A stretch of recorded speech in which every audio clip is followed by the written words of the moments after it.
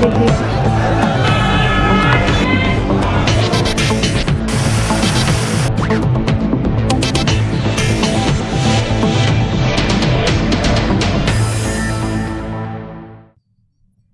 वालेकुम नाज़रीन, प्रोग्राम अॼु जी ॻाल्हि में मां आहियां मेज़बान सब्बी मेमण।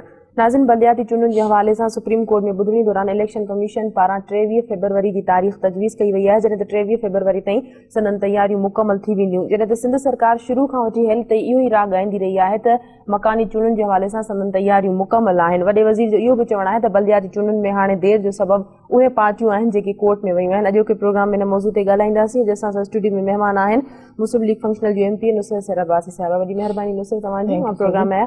नुसरत, इलेक्शन कमीशन पारां जेका तारीख़ तजवीज़ कई वई आहे मुख़्तलिफ़ सबब ॼाणा आहे 23 फेबरवरी जी सुप्रीम कोर्ट में, त 23 फेबरवरी ताईं असांजी तैयारी मुकमल थी वेंदियूं, वक़्तु ॾिनो वञे। इन हवाले सां तव्हां छा चवंदव त छा इन तारीख़ ते बलदियाती चूंडूं थींदे नज़र अचनि थियूं तव्हांखे?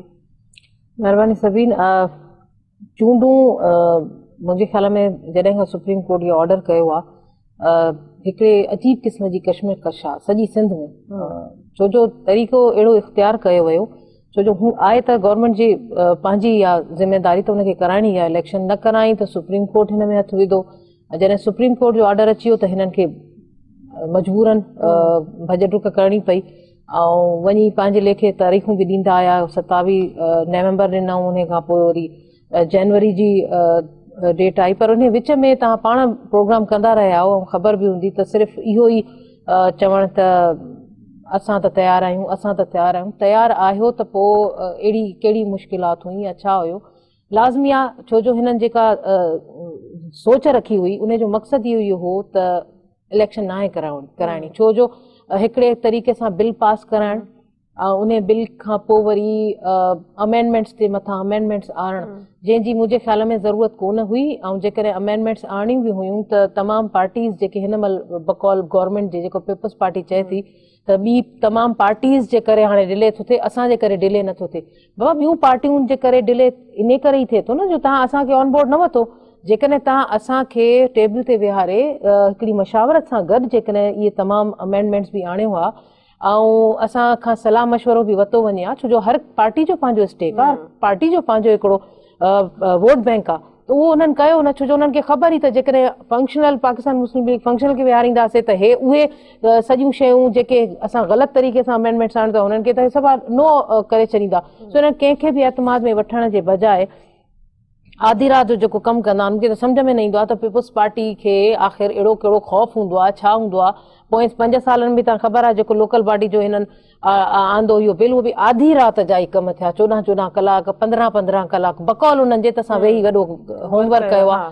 त इहो सॼो कुझु आधी रातियुनि जो छो थींदो आहे? ऐं ॿी ॻाल्हि तव्हां ज़रूरु नोट कई हूंदी सभिनि त हमेशह जॾहिं बि अहिड़ो ऑर्डिनेंस आणण जी कंदा आहिनि त अलाए कीअं इशरत लिबास साहब हलिया वेंदा आहिनि ॿाहिरि, पोइ फौरी तौर ते लाज़मी स्पीकर हिननि जो आहे त स्पीकर थी वेंदा आहिनि गवर्नर। जीअं निसार खोड़े साहब थियो त देरी न कयूं न, वरी ब्रेकिंग न्यूज़ थी वई त साइन थी वियो, हाणे बि इहे ख़बर पई त विया त पोइ स्पीकर साहब गवर्नर थिया ऐं साइन कयो। सो इहे तमामु पेचीदगियूं पैदा करण में पीपल्स पार्टी जो पंहिंजो हथु, डेलिबरेटली हो चाहिनि ई नथा त इलेक्शन थियनि, छो जो इलेक्शन थींदा त तव्हांखे ख़बर आहे त लाज़मी पावर डिस्ट्रीब्यूट थी वेंदी, ऐं पावर जॾहिं डिस्ट्रीब्यूट थी वेंदी हेठे लेवल ताईं त पोइ हिननि जो उहा ॻाल्हि न रहंदी। सो जमहूरी हुकूमत आहे, हिननि जे मंशूर में बि आहे, आइन में बि आहे त हिननि खे इलेक्शन कराइणा आहिनि, पर छो जो सुप्रीम कोर्ट जो ऑर्डर आहे त हे मजबूर लॻा पिया आहिनि। असांखे मजबूर न अदालतनि में वञणो पियो। तव्हांखे ख़बर आहे जेको हाणे अमेंडमेंट्स असेंबली में आणे ज़ोरी ज़बरदस्ती पास करायूं, तमामु पार्टियूं दाहिनि पयूं असेंबली में, रड़ियूं पयूं कनि त भाई रिक्विजिशन असां ॾिनी आहे, ऑपोजिशन जे तरफ़ां आई आहे, असांजो एजेंडा आणियो, असांखे ॿुधो। पर तव्हां ॾिठो त हिकिड़ो अजीब क़िस्म जो सीन थियो जेको आमरीत जे दौरनि में थींदो हुयो त असेंबलीज़ जंहिंजे लाइ हे पाण वॾी टॉक शोज़ में बि चवंदा आहिनि, हर जाइ ते रड़ियूं कंदा आहिनि त असां आमरीत जे दौरनि में असेंबलीज़ ॿाहिरि आहियूंसीं, पर हिननि पंहिंजे दौरे हुकूमत में ॾेखारियो त हिन जे दौरे हुकूमत में हिननि अहिड़ा कम कया जो तमामु ऑपोजिशन पार्टीज़ वञी ॿाहिरि असेंबली हई, उते असां पंहिंजी दांह ॾिनीसीं अवाम खे मीडिया जे ज़रिए, पर हिननि कोन ॿुधो। सो इन में असांजो कोई ॾोह न आहे। पीपल्स पार्टी खे सिंध जी अवाम ॾिसे पई त डेलिबरेटली नथी चाहे त हेठे लेवल ते इहो पावर्स वञनि, लोकल बॉडी जा इलेक्शन थियनि, माण्हुनि जा बुनियादी मसइला हल थियनि, रोड मिलनि, हुननि खे रस्ता मिलनि, घिटियूं ठहनि, पाणी साफ़ मिले, हेल्थ जी के सहूलियतूं मिलनि, इहो चाहे न थींदे जे करे डेलिबरेटली बल्दियाती चूंडुनि जे हवाले सां सिंध सरकार बि इहो चवंदी रही त संदनि तयारियूं मुकमल आहिनि, इलेक्शन कमीशन पारां शेड्यूल बि जारी थींदा रहिया, त वरी ॿिन्हिनि पारां सिंध सरकार ऐं इलेक्शन कमीशन पारां बल्दियाती चूंडुनि खे डिले करण जे हवाले सां दरख़्वास्तूं बि ॾिनियूं वयूं त असांखे मुख़्तलिफ़ तारीख़ूं ॾिनियूं वञनि या वक़्तु ॾिनो वञनि। ईअं छो पिए कयो वञे? हिकु तरफ़ त इहे चवंदा रहिया त असांजी तयारियूं बि आहिनि, सिंध सरकार तरफ़ां शेड्यूल बि जारी पियो कयो वञे, वरी पोइ वधीक टाइम पीरियड छाजे लाइ पियो वरितो वञे? ॾिसो न, इन जे पोयां नियत साफ़ नज़र अचे थी न, त हिकिड़ो चवणु मीडिया ते अची चवणु या ॿुधाइण त भई सुप्रीम कोर्ट में वञी इहो चवणु त हा तयारी आहे असांजी, असांखे फलाणी डेट ॾियो, असां हिन डेट ते कराईंदासीं, वरी इलेक्शन कमीशन जे मथां वञणु असांजो त कम ई न आहे, कराइण इहो त कमु आहे इलेक्शन कमीशन जो। इन्हनि सभिनीनि ॻाल्हियुनि जे खे जेकॾहिं ॾिठो वञे त इन मां साफ़ इहा ज़ाहिर थी थिए थी पंहिंजी नियत न आहे। ॿी ॻाल्हि जेको असां रड़ था कयूं न तमामु पार्टीज़ जेका चए थी, हाणे त असां बिल्कुलु अदालतुनि में विया आहियूं, असांखे हाई कोर्ट मां रिलीफ मिलियो, इनशाला ताला 27 ते सुप्रीम कोर्ट बि असांखे ॿुधंदी, तमामु पार्टीज़ खे हुन चयो त मां ॿुधंदमि, ऐं उन में इहा ई शइ असां साम्हूं रखी आहे त जेका डिलिमिटेशन हिननि कई आहे, इहा डिलिमिटेशन ग़लति थी वई आहे। हिकु त न डिप्टी कमिश्नर जे ज़रिए कई वई आहे, सभिनीनि खे ख़बर आहे, इहा त सियासी तौर ते इहा शइ सभई ॼाणनि था त एडमिनिस्ट्रेशन जेका आहे उहा पीपुल्स पार्टी जी आहे, छो जो पोयां 5 साल हुकूमत में रहिया, हाणे हुननि जी हुकूमत आहे, कहिड़े तरीक़े सां हुननि मेरिट जी किलिंग कई आहे, कहिड़े तरीक़े सां हुननि नौकरियूं ॾिनियूं आहिनि, इहा हाणे हिकिड़ी शइ वाक़ई थी चुकी आहे। इन में भले हुनजो नुमाइंदो अचे या कोई चवे बि त कहिड़े तरीक़े सां सफ़ाई पेश कंदा, हर शइ साम्हूं आहे। हिकिड़ो 5 ग्रेड जो माण्हू अची 21 ग्रेड में तरक़ी था ॾियनि त इन खां वॾी मेरिट जी किलिंग छा थींदी? इहे शयूं एक्सपोज थियनि थियूं, मीडिया ई इन्हनि शयुनि खे खणी थो अचे। सो अहिड़े तरीक़े सां जेकॾहिं इहे सिलसिला शुरू कयूं, ऐं असां पहिरें दफ़े जेके असांजी पहिरियूं अमेंडमेंट्स हुयूं जेके असां चाहियूं पिया त असांजी हुननि में इन कनि, उन में इहा ई सभिनीनि खां पहिरीं इहा ई ख़ासि तौर ते असां पाकिस्तान मुस्लिम लीग फंक्शनल इहा रखी हुअसीं त भाई हिकिड़ो इंडिपेंडेंट कमीशन ठाहियो जेको डिलिमिटेशन जे लाइ हुजे, जेको जुडिशरी ते मुश्तमिल हुजे, ऐं जीअं हमेशह ॿियनि जायुनि ते बि थींदो आहे त उन ते एतिराज़ छो हुयो? मूंखे सम्झ में न आयो त इहा शइ त हिकिड़ी आहे त कंहिं बि पार्टी खे हिन ते एतिराज़ न, पीपुल्स पार्टी छो न पई चाहे, मजबूर कयईं असांखे त असां पोइ अदालतुनि में आयासीं न त इहा शइ असेंबली जे फ्लोर ते थी सघे पई, असांखे ॿुधियो वञे, भले रड़ियूं कनि त हिननि खे जवाज़ ई कोन हो, हिननि खे ॻाल्हाइण ई न हो, हे मुख़्तलिफ़ हवालनि सां असांखे आर्ग्यूमेंट ॾियनि था, पर उहा शइ रिकॉर्ड ते हूंदी आहे, उहा असेंबली जे रिकॉर्ड ते बि आहे त तमामु पार्टीज़ ॻाल्हाइण पई चाहिनि, पंहिंजूं अमेंडमेंट्स आणणु पई चाहिनि, पर हिकिड़ो तरीक़ो आहे न असेंबली जो त हिकिड़ी शइ अचे, उन खां पोइ तव्हां तमामु जेके बि मेंबर्स आहिनि उन्हनि जे खे ॻाल्हाइण जो मौक़ो ॾियो, उन खां पोइ का शइ पास थींदी आहे। पर हिननि बिल्डोज़ करण जी हिकिड़ी अहिड़ी रिवायत क़ाइमु करे छॾी आहे असेंबली में, जीअं पोयां 5 साल कयूं, हाणे बि त पंहिंजे मक़सद जो जेको बिल आहे, जेको उन्हनि जी फेवर में थो वञे, उन सां आवाम जो कोई तालुक़ न आहे, न ई कंहिं ॿी पार्टी जो को तालुक़ आहे, असांजी फेवर में आहे, उनखे असां 5-10 मिंटनि में ईअं पास कराए वेंदासीं। हाणे मजबूरी आहे, लाज़मी आहे, हुननि वटि ओतिरी मेजॉरिटी आहे त ॿियूं पार्टियूं त असां कुझु नथा करे सघूं, पर पंहिंजो एहतजाज त रिकॉर्ड कराए था सघूं, उहो असां कयोसीं, मीडिया जे ज़रिए कयोसीं, उते कयोसीं, हाणे असां वटि अदालतूं आहिनि, असां अदालतुनि में वियाऊं, इनशाला ताला सिंध जी अवाम सां असां वेंदड़ कोन थियण ॾींदासीं।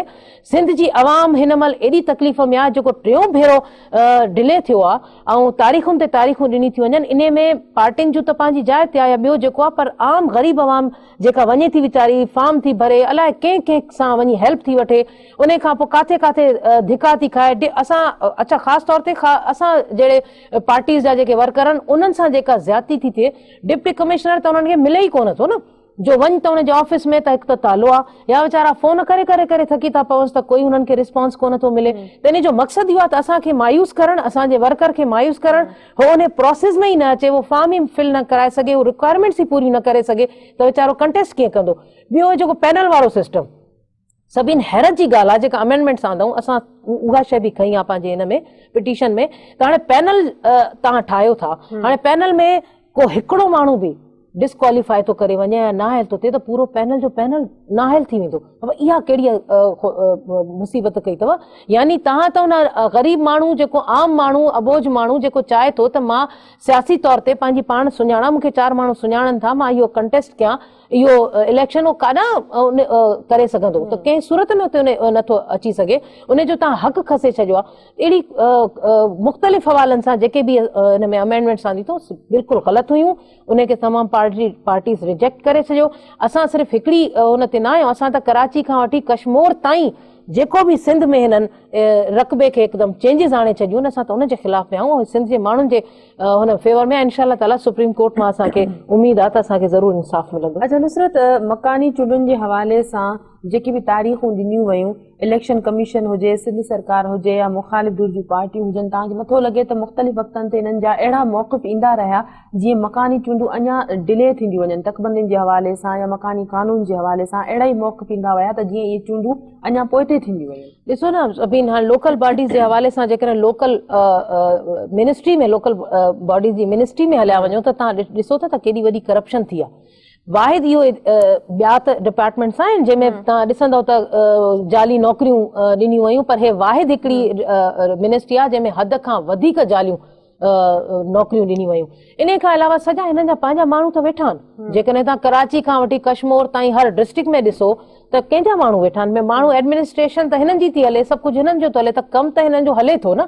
करप्शन बि मज़े सां हले थी, पोइ उहा महीननि जी हुजे या हफ़्तनि जी हुजे या कीअं बि हुजे, उहो करप्शन बि हले पई। डेवलपमेंट जो कमु रुकियो पियो आहे।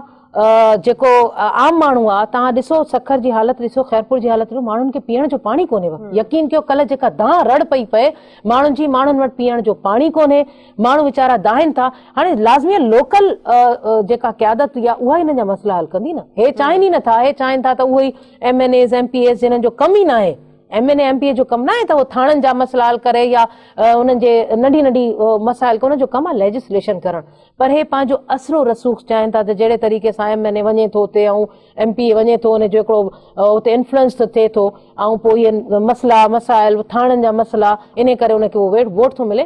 हे असल में उन दायरे मां निकिरणु नथा चाहिनि। पर सॼी दुनिया में इहा शइ थी चुकी आहे त लोकल बॉडी ज़रूरी आहे। इहो थर्ड टियर आहे, जंहिं बि गवर्नमेंट में इहा शइ नथी अचे उन में ग़रीब अवाम सफ़र थी करे, बाक़ी ॿिए जो कोई नुक़सानु कोन्हे। अच्छा नुसरत, पीपुल्स पार्टी जी सिंध सरकार हिन वक़्त ताईं इहो चई रही आहे त मकानी कानून में तरमीमनि खां वठी कयल तकबंदियुनि ताईं उन्हनि हर पार्टी सां सलाह मशवरा कया हुआ, उन्हनि खे विहारियो हो, उन्हनि जी मर्ज़ीअ मूजिबि इहो सॼो मामिलो थियो आहे। ऐं मुख़ालिफ़ धुर जूं जेके पार्टियूं आहिनि इन ॻाल्हि खां इनकार थियूं कनि त के बि सलाह मशवरा न कया विया। आख़िर इहो मामिलो आहे छा? ॾिसो सभिनि, हाणे का शइ जेका हूंदी आहे न, सभिनीनि खां वधीक हिन महिल असांजो मीडिया एॾो अवेयर आहे, जो काई बि अहिड़ी शइ थिए या का मीटिंग थिए या को अहिड़ो सिलसिलो थिए त फौरी तौर ते ब्रेकिंग न्यूज़ अची वेंदी आहे ऐं माण्हुनि खे ख़बर पइजी वेंदी आहे त फलाणी पार्टी जी फलाणी पार्टी सां मीटिंग आहे। हाणे जॾहिं इहे सिलसिला पिया हलनि, बिल पिया ठहनि या अमेंडमेंट्स पिया हलनि, मूंखे ॿुधायो त किथे उन्हनि पाकिस्तान मुस्लिम लीग फंक्शनल खे नियापो मोकिलियो त अचो ऐं तव्हां वेहो, असां इहा अमेंडमेंट्स आणियूं। त कंहिं बि बल्कि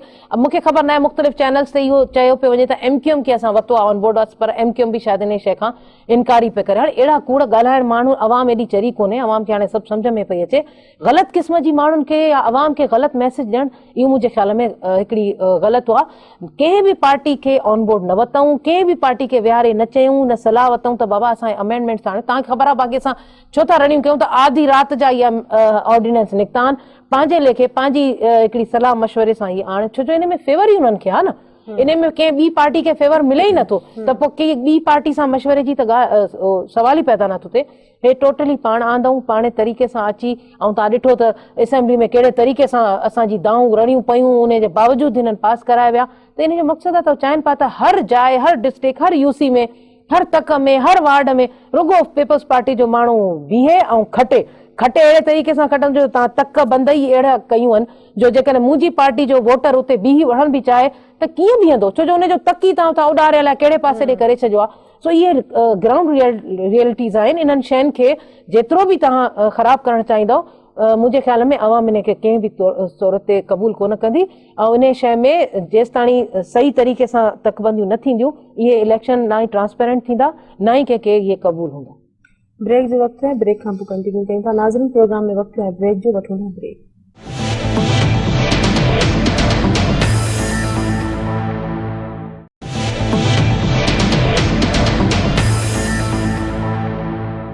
वेलकम बैक नाज़रीन। अच्छा नुसरत, बल्दियाती चूंडुनि जे हवाले सां गुज़िरियल 5 सालनि में बि सिंध हुकूमत का अहिड़ी संजीदगी न ॾेखारी, बल्दियाती चूंडूं न थी सघियूं। सुप्रीम कोर्ट जे दबाव तहत मुख़्तलिफ़ तारीख़ूं त ॾिनियूं वयूं, पर मुख़्तलिफ़ जवाज़ ॾियण बल्दियाती चूंडुनि खे ईअं पेश कयो ॼण उन में ताख़ीर थींदी वञे। तव्हां सम्झो पिया त पीपल्स पार्टी वारा मुख़्तलिफ़ हरबा इस्तेमालु करे रहिया उन में देरि करण जा? बिल्कुलु, तव्हां 5 साल ॾिसो न त हालांकि 18 अमेंडमेंट खां पोइ हिननि खे हर हाल में कराइणी हुयूं इलेक्शन, पर ॻाल्हि इहा आहे त मेन शइ असां जेका चऊं था जेको हुनजो पहिरियों रिक्वायरमेंट आहे उहा त इहा ई आहे त सेंसिस थियनि न, ख़बर त पए त आबादी केतिरी वधी आहे छा आहे, उन हिसाब सां उन जी डिस्ट्रीब्यूशन थिए, पर उहा बि नथी सघी। ॾिसो ॼाणे असां मतिलबु जेकॾहिं चवंदा आहिनि पीपुल्स पार्टी वारा त असां ते ख़ामखा जी तनक़ीद आहे, ख़ामखा जी तनक़ीद न आहे, इहा शइ फैक्ट आहे।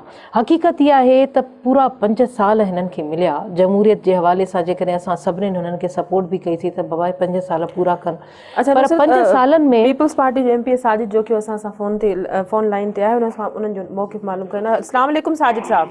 वालेकुम अस्सलाम। साजिद साहब, 23 फरवरी जी तारीख़ जेका इलेक्शन कमीशन तरफ़ां तजवीज़ कई वई आहे बल्दियाती चूंडुनि जे हवाले सां, इन हवाले सां सिंध सरकार जो मौक़िफ़ छा आहे हाणे?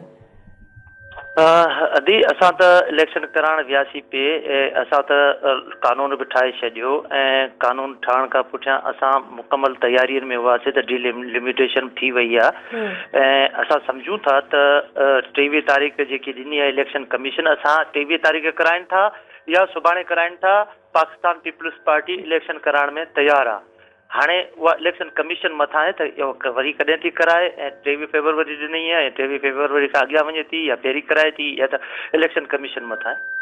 साजिद साहब, सिंध सरकार त शुरू खां वठी हिन वक़्त ताईं इहो ई राग आलापींदी रही आहे त उहा चूंडुनि जे बल्दियाती चूंडुनि जे हवाले सां संदन तयारी मुकमल आहे, पर दरख़्वास्तूं बि सिंध सरकार तरफ़ां ॾिनियूं थी वञनि त वधीक वक़्तु ॾिनो वञे। सिंध सरकार मार्च ताईं जो टाइम जी ॻाल्हि कई हुई, जॾहिं त हाणे इलेक्शन कमीशन तरफ़ां 23 फरवरी जी तारीख़ तजवीज़ कई वई आहे। जेकॾहिं इहा ई तारीख़ फाइनल थिए थी त छा तव्हां जूं तयारियूं हूंदियूं 23 फरवरी ताईं? अदी सिंध गवर्नमेंट त मार्च ताईं बिल्कुलु पंहिंजी जेको सो अर्ज़ु रखियो हो इलेक्शन कमीशन खे, पर उन न मञियो उन ॻाल्हि खे। पोइ उन खां पुठियां CM साहब जो हिकिड़ो स्टेटमेंट बि आयो हो। CM साहब चयो त बाबा ठीकु आहे, अगरि तव्हां नथा मञो त असां डिलिमिटेशन जेकी तंज़ीम हुई या जेको बि ॿियनि जेकी पार्टियूं आहिनि उन्हनि खे सभिनीनि खे ऑन बोर्ड वठी असां त डिलिमिटेशन जेको सिस्टम आहे सो असां कयोसीं, ऐं यकीनन ऐं सम्झां थो त पोइ उन खां पोइ असां तयारी पंहिंजी पकड़ीसीं ऐं असां इहा कोशिशि कई त हाणे इलेक्शन भले थिए असां पंहिंजो तयारियूं मुकमल रखियोसीं। पर जे हाणे इलेक्शन कमीशन उन तयारियुनि में जे थी सघे थो उनखे का तकलीफ़ हुजे या ॿिए जेके पार्टियूं आहिनि उन्हनि वञी एप्लीकेशन्स ॾिनी आहे त न डिलिमिटेशन जेकी थी आहे उहा ग़लति थी आहे, त आउं सम्झां थो त इहा उन्हनि जो आहे। बाक़ी पाकिस्तान पीपल्स पार्टी तयारु आहे इलेक्शन करण। साजिद साहब, तव्हां मां हिते सभी पुछंदमि त नुसरत मूंसां वेठी आहे, त नुसरत ॿ ॻाल्हियूं करे वियो हितां अदा। हिकिड़े तरफ़ां चए थो त असां सॼी पार्टियुनि खे ऑन बोर्ड वरितोसीं हल्का बंदियुनि जे हवाले सां, ऐं उन खां पोइ असां वरी ॿिए पासे ॾे चवनि था त हा ॿियूं पार्टियूं सभु अदालत में वयूं आहिनि एप्लीकेशन, त मूंखे इहो ॿुधाईंदा त जॾहिं तव्हां असां सभिनीनि खे ऑन बोर्ड वरितो, टेबल ते विहारियो, अवल त ख़बर ई कोन्हे अदा खे त विहारियो या न विहारियो, असां सभु हिते साम्हूं वेठा आहियूं, विटनेस आहियूं त कंहिं बि पार्टी खे ऑन बोर्ड न विहारियो, पोइ आख़िर असांखे कहिड़ी मजबूरी थी मुंहिंजा भाउ जो असां अदालतुनि जो दरवाज़ो खटकायो? त इन जो मतिलबु आहे त तव्हां असांखे कंहिंखे बि एतमाद में न वरितो आहे। हे अमेंडमेंट्स तव्हां आंदियूं पंहिंजे लेखे ऑर्डिनेंस जे ज़रिए अधु राति जो वेही था आणींदा जेको तव्हांजी आहे। ॿी ॻाल्हि, ॿ ॻाल्हियूं चई वियो अदा त असां हिकिड़ी ॻाल्हि त तयारु हुयासीं, वरी ॿी चवनि था त तयारु न हुयासीं। इन शयुनि खां हाणे छो था तव्हां माण्हुनि खे बेवकूफ़ ठाहियो? आवाम खे पार्टियुनि खे ऑन बोर्ड वरितो जॾहिं त पार्टियूं इन ॻाल्हि खां इनकारी आहिनि। असां वरितोसीं ऑन बोर्ड वठण खां पुठियां पोइ इहे पाणी बैक थिया पंहिंजे उन्हनि जेके आमराना जेकी सोच रखण ऐं आमरनि सां गॾु रहिया न, उन लाइ करे आमरनि सां गॾु केरु न रहियो? तव्हां न रहियो छा? तव्हांजी पार्टी जा लीडर न रहिया छा? इहो तानो ॾे जेको आहे न, मुंहिंजे ख़्याल में तव्हांखे सुञे कोन थो। साजिद जोखियो साहब जेके पाण आमरनि सां गॾु वेही मिठाइयूं विराइनि ऐं उन्हनि सां गॾु वेही खाइनि, उहे वरी ॿियनि खे तानो ॾियनि। ॿी ॻाल्हि त सच ॻाल्हायो आवाम सां, आवाम खे कूड़ा दिलासा न ॾियो, कूड़े क़िस्म जूं ॻाल्हियूं न ॿुधायो। जेको सच आहे आवाम जे अॻियां रखो। तव्हां पंहिंजे पाण खे अवामी पार्टी चवंदा हो, पर हाणे तव्हां आवाम सां धोखो करण लॻा कहिड़े तरीक़े सां चूंडियो आहे? कंहिंखे ख़बर न आहे त इहो तव्हां चूंड पंहिंजी पाण विड़ी, पंहिंजे मर्ज़ीअ सां पंहिंजा नुमाइंदा बीहारे एडमिनिस्ट्रेशन पंहिंजे हथ जी वेठी हुजे, पोइ केरु न खटंदो? उहा हर पार्टी खटंदी जेका एडमिनिस्ट्रेशन उन जी हुजे। साजिद साहब, तकबंदियुनि जे हवाले सां को गॾियल बोर्ड जुड़ंदो जेको शिकायतूं ऐं एतिराज़ ॿुधी फ़ैसिला करे सघे?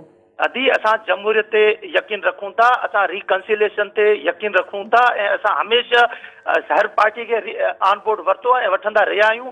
जाई अधी 5 साल हुकूमत में हुआ, 5 साल हुकूमत में मज़ा वठंदा रहिया। अॼु वरी उन्हनि मुतहदा सां गॾु जेकी ॻाल्हि था कनि, सिंध में कॉम्प्रेस जी ॻाल्हि कंदा आहिनि, जमहूरियत जी ॻाल्हि कंदा आहिनि। तव्हां सां मज़ा कहिड़ा वरितासीं मुंहिंजा भाउ, जेकॾहिं मज़ा वठूं हा त हिन महिल असां एॾी रड़ न कयूं हा। ॿी ॻाल्हि, मुतहदा बि त तव्हां सां गॾु वेठी रही पूरा 5 साल, हाणे उहो ॿाहिरि छो वेठी आहे? टीवी ते जेके अवाम अॼुकल्ह होशियार आहे, वाकई अवाम होशियार आहे मुंहिंजा भाउ। जिन वोट ॾिना आहिनि साबित करे ॾेखारियो अवाम, ऐं वो जाने थी त अवाम जाने थी त केरु कमु करण वारो आहे, केरु कमु करण वारो कोन्हे, केरु सिंध जी ख़िदमत करण वारो आहे, केरु अहिड़ी ख़िदमत अवाम खे न खपे मुंहिंजा भाउ, जंहिं ख़िदमत में अवाम वीचारी हिन महिल ताईं रड़ियूं थी करे, अवाम खे बुनियादी सहूलियतूं तव्हां न ॾेई सघियो, उन्हनि जो जेको हक़ आहे इलेक्शन उहो तव्हां नथा करायो, डेलिबरेटली तव्हां उनखे डिनाए था कयो, डिले था कयो, बाक़ी कहिड़ो तव्हां अवाम जे हक़ में विया हो, कहिड़ो अवाम जो तव्हां फ़ाइदो ॾिनो आहे? पीपल्स पार्टी खे हमेशह अवाम चाहियो आहे ऐं पाकिस्तान पीपल्स पार्टी इंशाल्लाह रहंदी। पाकिस्तान पीपल्स पार्टी शहीदनि जी पार्टी आहे। पाकिस्तान पीपल्स पार्टी खे केरु बि हिलाए नथो सघे। असां सिंध जी अवाम जी नुमाइंदगी करण वारा आहियूं। असां डेलिमिटेशन कई आहे, इंशाल्लाह ताला असां इलेक्शन तव्हां डेलिमिटेशन कई आहे पंहिंजी मर्ज़ीअ जी, बिल्कुलु तव्हां कई आहे पंहिंजी हदबंदी पंहिंजी मर्ज़ी जी कई आहे, ताकि तव्हां हर तरीक़े सां पंहिंजो नुमाइंदो बीहारे ऐं तव्हां उहे 11 मई वांगुरु पूरी जेका इलेक्शन हाईजैक करे वञो। बिल्कुलु अदा, बिल्कुलु पीपल्स पार्टी 11 मई ते जेको कमु करे ॾेखारियो, हाणे बि उनजी इहा ई इरादो आहे।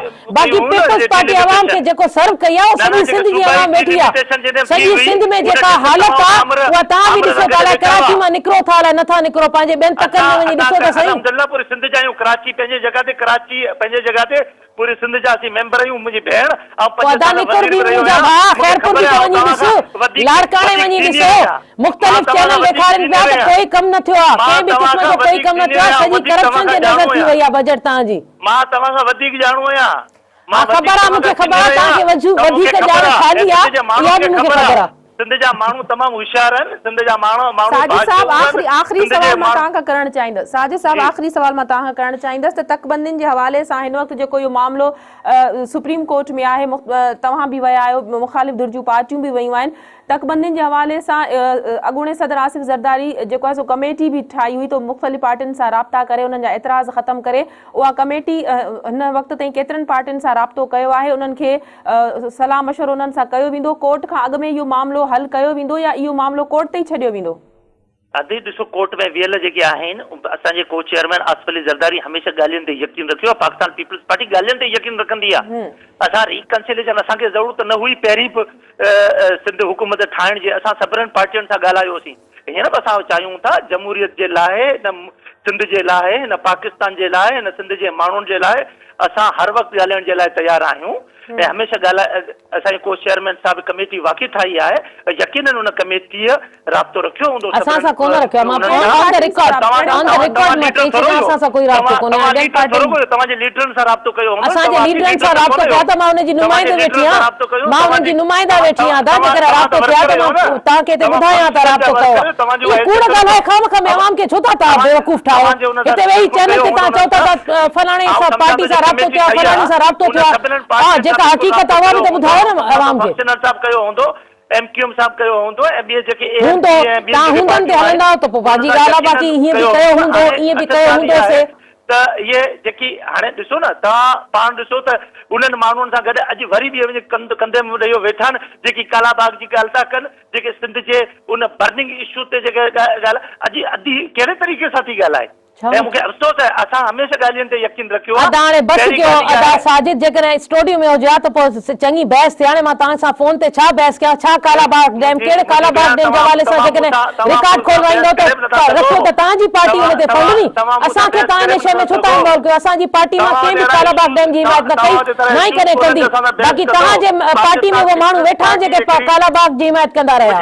हा, मूंखे ख़बर आहे सॼी, पर इहे सभु टोटलनि सां ॻाल्हियूं कयूं पई वञनि। ऐं सम्झां थो त लोकल पार्टीज़ इलेक्शन थियणु खपे ऐं पाकिस्तान पीपल्स पार्टी कॉन्शियस आहे इन इलेक्शन करण में, तयारु आहे इन इलेक्शन करण में। हाणे सुप्रीम कोर्ट में असां जेके हुन जवाबु दाख़िल कयो आहे, जेको ऑनरेबल सुप्रीम कोर्ट फ़ैसिलो कंदी असां हुनखे लबैक चवंदासीं। अॼु तव्हां पाण ॾिठो आहे त नेप कोर्ट जेको घुरायो आहे असांजे को चेयरमैन आसिफ अली ज़रदारी साहब खे, हू हुते हाज़िर थियो आहे। असां हमेशह कोर्टनि जी इज़त कई आहे, असां हमेशह कोर्टनि खे इज़त ॾिनी आहे, असां हमेशह लॉ खे फॉलो कयो आहे, असां हमेशह पाकिस्तान पीपल्स पार्टी आइन खे फॉलो कयो आहे, असां आइन तोड़ण वारनि सां गॾु कॾहिं कोन रहिया आहियूं, इहे ई आइन तोड़ण वारनि सां गॾु रहिया आहिनि, इहे उन्हनि आमरनि जी पैदावार आहिनि, इहे उन्हनि आमरनि सां गॾु रहिया आहिनि। तव्हांजी पार्टी में वेठा अथव आमरनि जी पैदावार, तव्हां थोरो खुली ॻाल्हायो, एतिरो मुंहिंजे ख्याल में लिकाइण सही न आहे। साजिद जोखियो साहब थोरो खुली ॻाल्हाइणो खपे।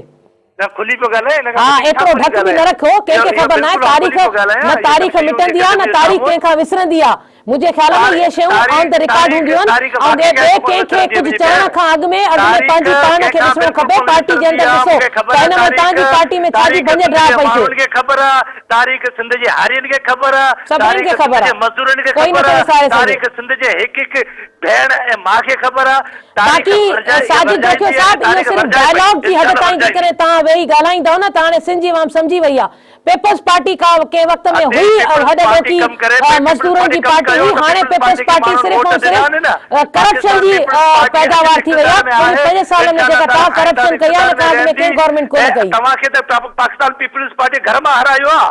असांजे घर में तव्हां छा असांखे हाराईंदो, तव्हां ताक़त जी ज़ोर ते हारायो आहे। जंहिंजे हथ में ताक़त हूंदी उहो सिधी सही ॻाल्हि आहे जेको ग़लति कमु कंदो पुलिस जे ज़रिए डंडे जी ज़ोर ते, त मुंहिंजा भाउ कोई बि खटे थो सघे।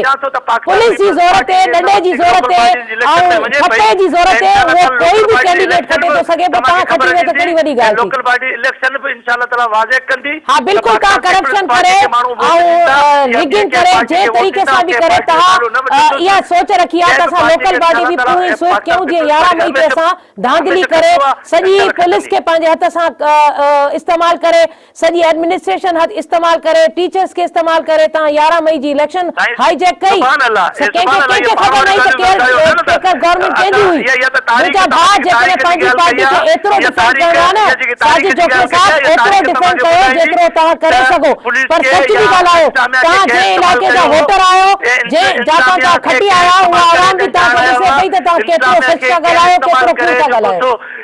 इलेक्शनूं खटियूं हुयूं, उहा तारीख़ ऐं सिंध जे माण्हुनि खे ख़बर आहे, पर पाकिस्तान पीपल्स पार्टी उन शइ ते नथी वञे। पाकिस्तान पीपल्स पार्टी हमेशह जमहूरियत ते यकीन रखियो आहे। जमहूरियत ते तव्हां यकीन रखियो हुयो, हाणे छाजी जमहूरियत?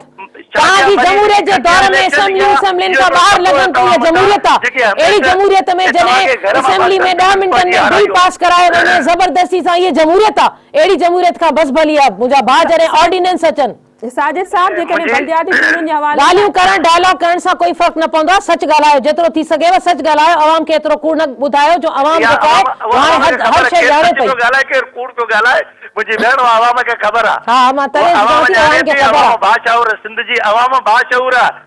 सही, सिंध जी अवाम खे ख़बर आहे। अल्लाह जो शुक्र आहे बाशऊर थी वई आहे, पर तव्हां हुननि अवाम वीचारनि खे उहा जेकॾहिं अवाम खे तव्हां रिलीफ ॾियो आहे न त मुंहिंजे ख्याल में सिंध जी अवाम हिन वटि एतिरी तकलीफ़ में न हुजे। तॾहिं तव्हांखे घर में हारायोसीं। इन में एॾो फ़ख्र छो था कयो?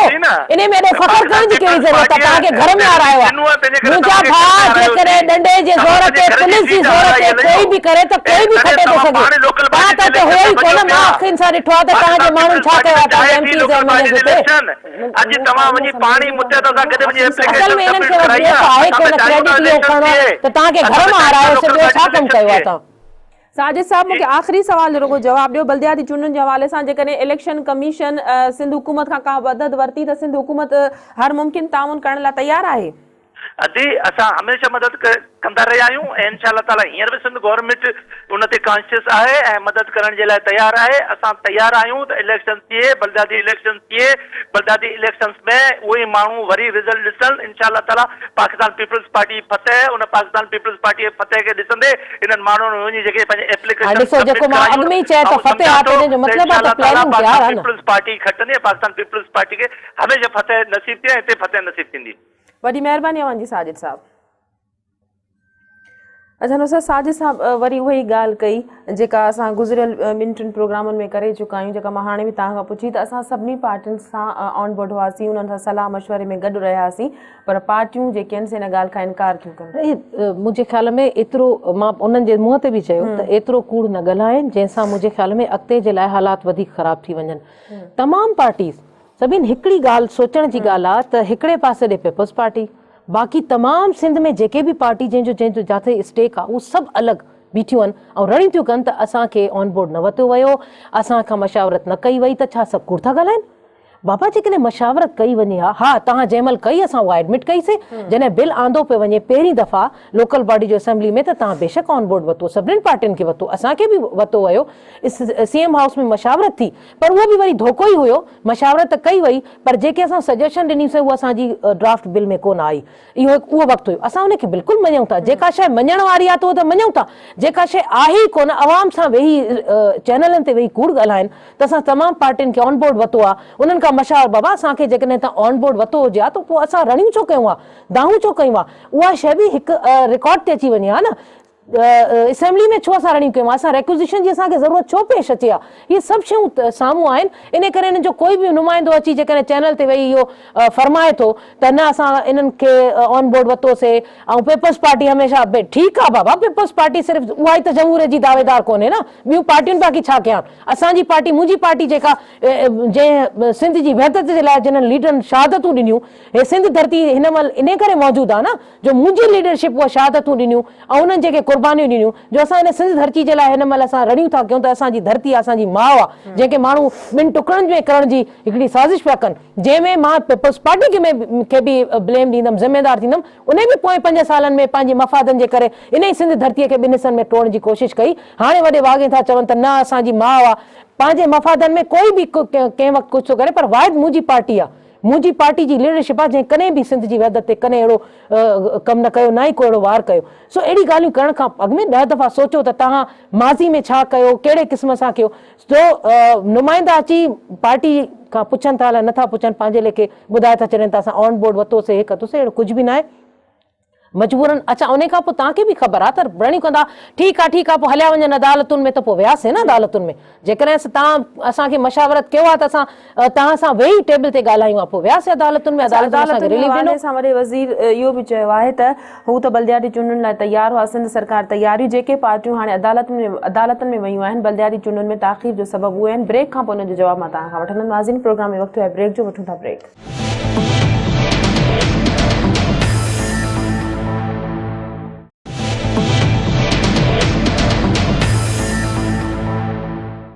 वेलकम बैक नाज़रीन जी नुसरत वॾे वज़ीर जो बयानु आहे त जेकी पार्टियूं कोर्ट में वयूं आहिनि बलदियाती चूंडुनि में ताख़ीर जो सबबु उहे ई पार्टियूं आहिनि उन्हनि खां पुछाणो कयो वञे तव्हां छा चवंदो सभिनि सियासी गेम थो हले टोटली सियासी गेम आहे बयाननि जो हिकिड़ो सिलसिलो आहे बयाननि जी सियासत पई हले असल जेका हक़ीक़त आहे उहा इन खां इलाही परे आहे इन्हनि सभिनीनि हक़ीक़तुनि खे जेकॾहिं साम्हूं रखी तव्हां बि सोचींदव आम माण्हू आम फर्म माण्हू बि सोचींदो त उहो ज़रूरी उनखे इहो उनजो इनपुट आउटपुट निकिरंदो त भई हे सभु कुझु जेको सिलसिलो थो हले इहो इन्हनि इलेक्शन खे डिले करण जी हिकिड़ी तरीक़ेकार आहे ॿियो छा आहे पार्टियुनि जी दाऊं तव्हां ॿुधियूं कॾहिं यानी ॾिसो जमहूरियत जी दावेदार चवण वारा पाण खे साजिद चोखियो वॾो चयो असां जमहूरियत जा दावेदार आहियूं त जमहूरियत जो रिस्पेक्ट बि त कयो जमहूरियत छा थी चवे राय जी इज़हार थी चए न पोइ राय आम इंसान ऐं हिकिड़ी पूरी पार्टी जंहिंजो स्टेक आहे जंहिंजो वोट बैंक आहे उहा पार्टी थी रड़ियूं करे त मुंहिंजी राय बि त पुछो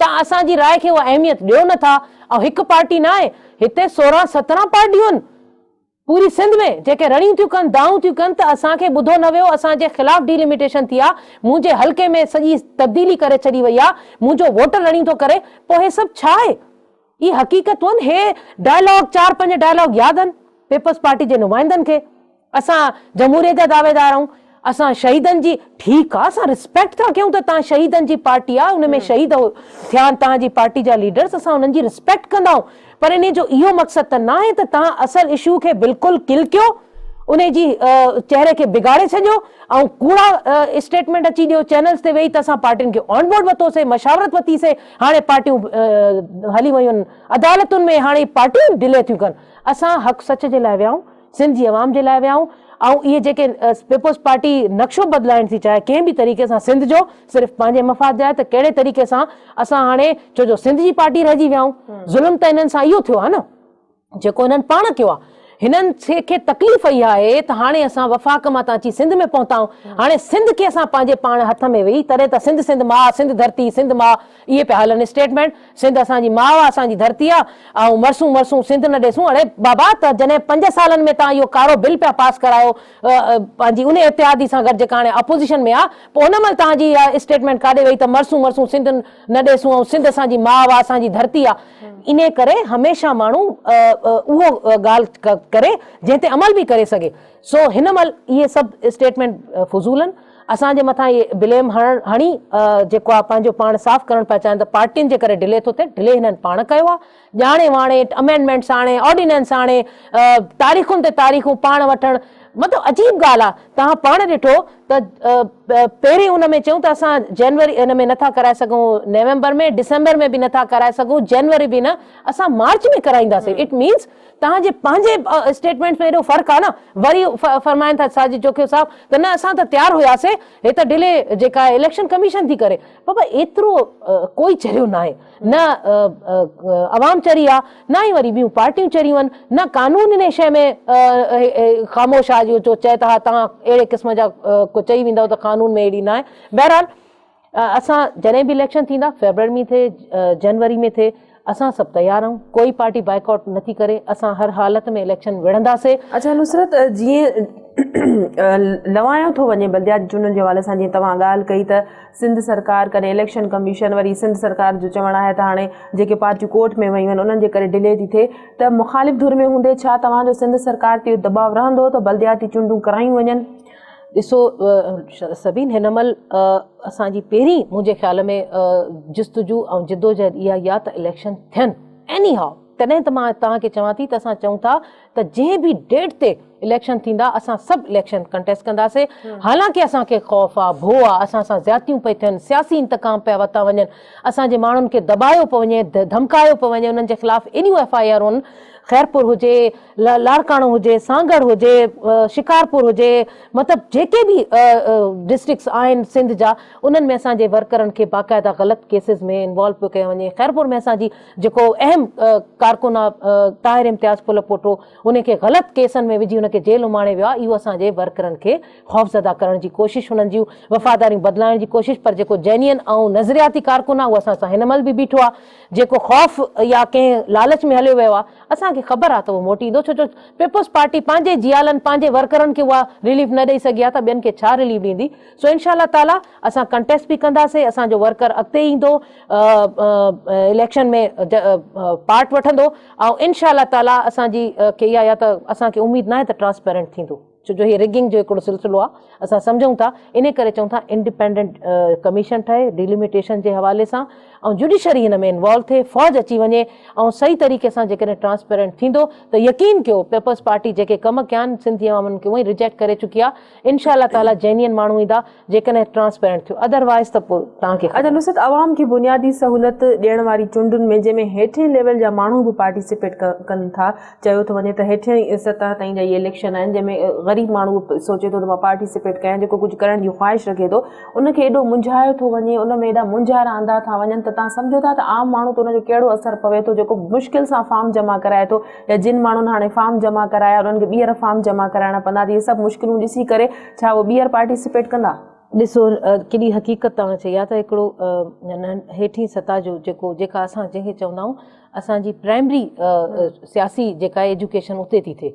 हिकिड़ो अॻिते जॾहिं असां MP MNA जे था अचूं त उहा असांजी प्राइमरी जेका आहे असांजी सिखाव आहे, उते सिखी पोइ असां सिंध असेंबली में या नेशनल असेंबली में या सेनेट में वञूं था। इहो उहा तरबियत आहे। उन तरबियत में में रुकावटूं विझणु, ग़लति तरीक़े सां उन्हनि खे ॾसपता ॾियणु, हाणे 3 दफ़ो चेंजिंग अची वञणु ट्रेड्स में, त तव्हां मतिलबु असां त ग्राउंड में वञूं था, माण्हुनि सां मिलूं था, तव्हां बि वञो था फील्ड में, उन्हनि खां उन्हनि जी आरा था पुछो, त उहो ग़रीब माण्हू खां त पुछो वीचारो केॾो डिस्टर्ब आहे। उहो चाहे थो त मां पंहिंजे हल्के में पंहिंजे माण्हुनि जा मसइला हल कयां, मां कहिड़े तरीक़े सां इन लेवल ते अचां, पर कीअं ईंदो? तव्हां एॾी मुश्किलात पैदा करे छॾींदो। रोज़ चैनल्स ते ब्रेकिंग न्यूज़ हलंदी, अॼु हे अमेंडमेंट्स थी वयूं, अॼु हे अमेंडमेंट्स थी वयूं, उन खां पोइ तव्हांखे ख़बर आहे त सिंध गवर्नमेंट जो कमु इहो त अॻु में जेके इलेक्शन कमीशन इहे फार्म छा पिया उहे बि इंग्लिश में सॼा फुल आम जेको हेठे लेवल जो वीचारो काउंसलर थींदो या उहो कंटेस्ट कंदो त उनखे एतिरो त तव्हां सहूलियत ॾियो न त कम से कम फार्म एतिरो आसान त ॾियोसि त पढ़ी उनखे फिल करे सघे। उहो वीचारो घर घर ते घुमंदो वठंदो आहे त भई कोई असांखे हेल्प करे कूपन। त इहे तमामु शयूं आहिनि जिन्हनि ते नज़र रखणी खपे आहे, इन्हनि खे सही तरीक़े सां ट्रांसफर तॾहिं हिकिड़ी हेठे लेवल जी जेका इलेक्शन आहे उहा कामयाब थी सघे। जेकर नियत साफ़ आहे, हिते नियत ई साफ़ न आहे, कराइण जी नियत न आहे त पोइ तव्हां इहे सभु सहूलियतूं छो ॾींदव ग़रीब आवाम खे। इन करे वीचारी आवाम जेका हिन महिल ताईं हाणे इहा मायूसी थी वई आहे, उन्हनि खे तव्हां वञी पुछंदव राय उन्हनि खां, बेशक तव्हां कैमरो खणी उन्हनि खां राय पुछो, डिस्ट्रिक्ट्स में वञो, दह में वञो, तकनि में, त उहो तव्हांखे चवंदा त बाबा हे ॼाणे वाणे हाणे कराइण न कराइण जी हिकिड़ो सिलसिलो आहे, इन करे असांखे मायूस करण जी कोशिशि अच्छा नुसरत, बल्दियाती चूंडूं जेके 2001 ऐं 2005 में थियूं त उन में केतिरा ई MPs MNAs जेके नाज़िम बि थिया हुआ, त इहा हेठी सतह जी जमहूरी हुकूमत आहे, जेकी कम आहिनि उहे सियासत जी समाजियात सां तालुक़ रखंदड़ आहिनि। छा सोशल वर्कर या जेके समाजी कम कनि था उन्हनि खे अॻिते आंदो वेंदो या रुगो निज सियासी वर्कर खे ई तरजीह ॾिनी वेंदी? ॾिसो, तॾहिं असां चऊं पिया न त हिनखे सियासी न थियणो खपे। असांजी यकीन कयो पहिरीं जेका अमेंडमेंट्स हुई, जेका हिननि सां असां वेही असां ही कयोसीं त इहे सियासी न कयो, गैर सियासी इंतिखाबात थियणा खपनि जंहिंमें हर कंहिंखे अॻिते अचण जो मौक़ो मिले। पर तव्हां ॾिठो त उहो ई थियो, असांजी जेके बि सजेशन्स हुयूं सॼियूं बिल्डोज़ करे पंहिंजी आणे वयूं। उन जे करे असां रणी था कयूं न त जेको पैनल सिस्टम ठाहियो वियो आहे इहो पंहिंजी ॾिसो न वेही जेके प्लान कबो आहे न, वेही प्लान इलेक्शन, हे प्लान कयो वियो आहे त ई तरीक़े सां हे तक थींदो ऐं हे पैनल ठहंदो। इन पैनल में लाज़मी आहे सॼा सियासी तौर ते असांजा माण्हू बीहंदा, पोइ हिकिड़ो बि नाइल थियो त हुननि जो कंहिं बि तरीक़े सां थियो त पूरो पैनल हली वेंदो, हेॾां असांजो पूरो पैनल खटिजी वेंदो। सो अहिड़े तरीक़े सां जॾहिं तव्हां प्लान करे कंदव त सिधी सही ॻाल्हि आहे, पोइ तव्हांजी जीत तव्हांजी आहे। जीअं हाणे चई वियो त असां त खटियूं वेठा आहियूं, तव्हां पीपुल्स पार्टी हा ज़रूरु खटियूं वेठी आहे चवे पई, पर खटियूं कंहिं तरीक़े सां वेठी आहे, अहिड़े तरीक़े सां जो तव्हां रिगिंग करे सोचे चुका हो, जंहिं तरीक़े सां हदबंदियूं कयूं आहिनि, जंहिं तरीक़े सां तव्हां माण्हुनि खे ग़लति रस्ता ॾेखारिया आहिनि, हुननि जा तक चेंज करे छॾिया आहिनि, त पोइ त तव्हां खटियूं वेठा हो न। इन करे अवाम खे सोचणो खपे, हुनखे सम्झणो खपे, हिन महिल सोचे सम्झे वोट ॾियनि, सही नुमाइंदे खे वोट ॾियनि।